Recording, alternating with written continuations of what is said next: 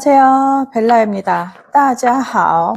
자, 여러분들은 출근 혹은 아침에 일어나서 양치질을 비롯해서 머리를 감고 얼굴에 스킨 로션 바르고요. 그 다음에 선크림 바르고 헤어에는 또 뭐 헤어 스프레이 바르거나 헤어 오일을 발라서 머리 스타일링을 합니다.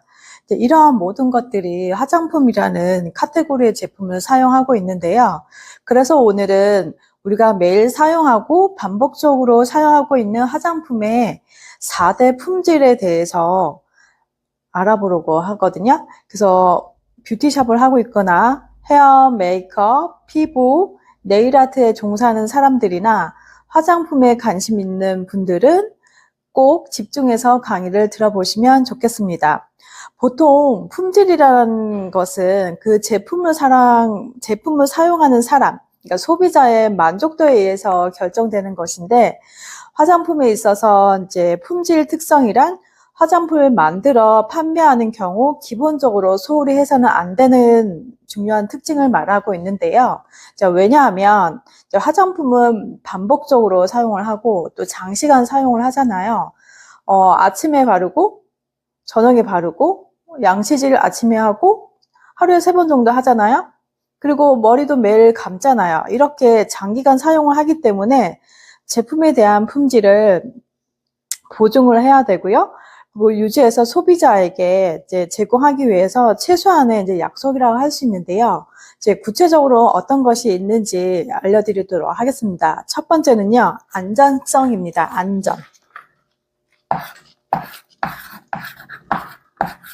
안전성. 보통 이제 세이프티라고 하는데요. 세이프티라고 하는데요. 이 안전성이라는 거는 이제 피부에 자극성이 없어야 된다고 얘기를 하고 있는 거거든요. 이제 화장품을 발랐을 때 피부 염증이 일어나지 않아야 되는 거고요.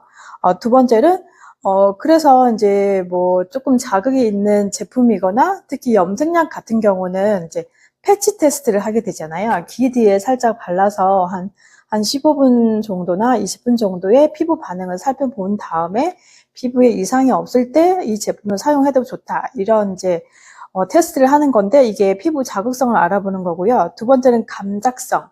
피부에 이제 알레르기를 말하는 거거든요. 이제 보통은 화장품은 한 번만 쓰는 게 아니라 여러 번 바르기 때문에 한 번에서 발랐을 때 이상이 있는 것보다 두세 번 발랐을 때 계속 테스트를 했을 때 갑자기 막 두드러기 같은 경우나 알레르기 반응이 나타나는 경우는 이제 안정성이 떨어진다고 할 수가 있고요.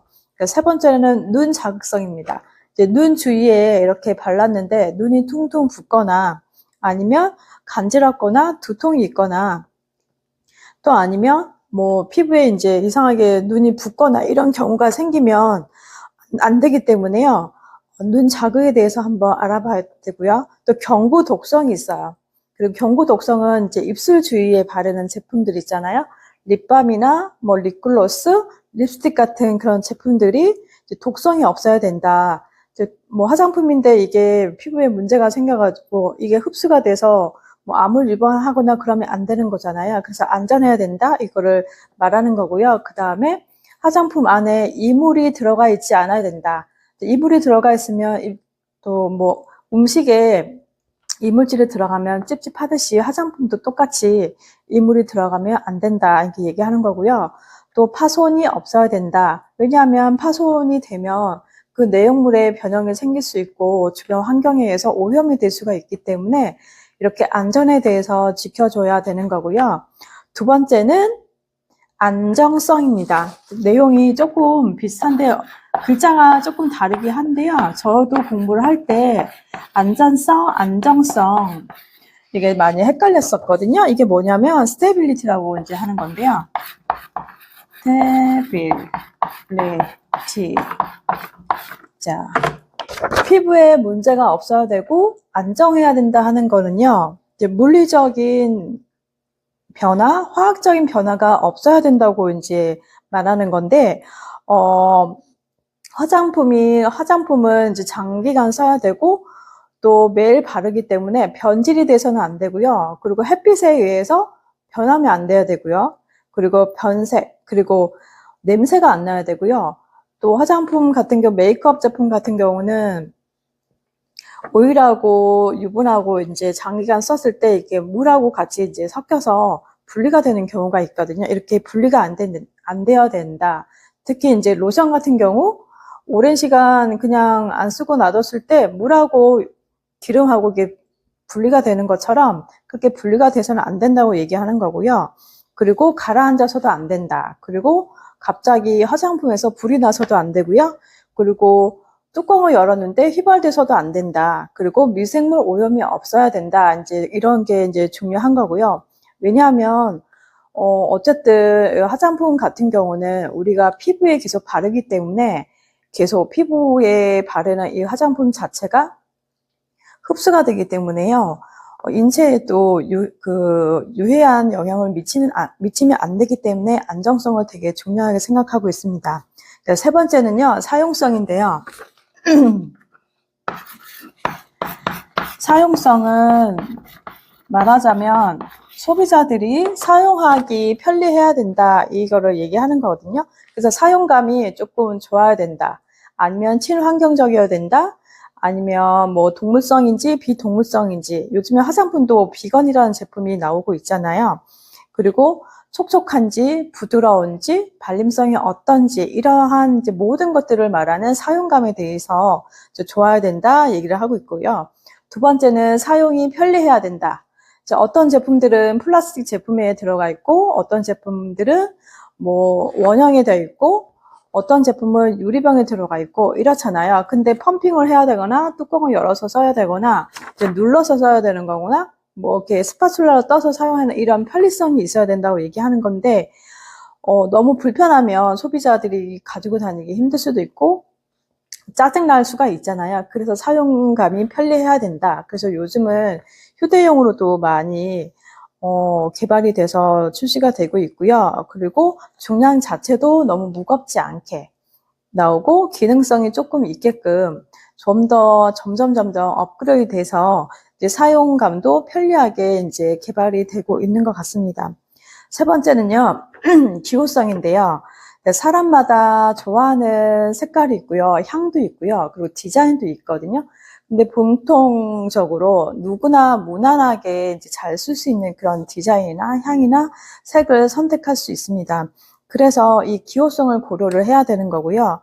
그래서 누구나 다 매일같이 쓰고 있는 이 화장품이라는 카테고리 자체가 사용감도 편리하고 또 사용감도 좋아야 되고요. 그리고 기호성이 있어서 이거는 내가 좋아하는 향이야, 내가 좋아하는 향수야, 뭐 내가 좋아하는 샴푸야, 이렇게 좋아하는 이제 취향에 따라서 사용성이 있어야 된다, 이렇게 말하는 거고요. 네 번째는요, 유용성입니다.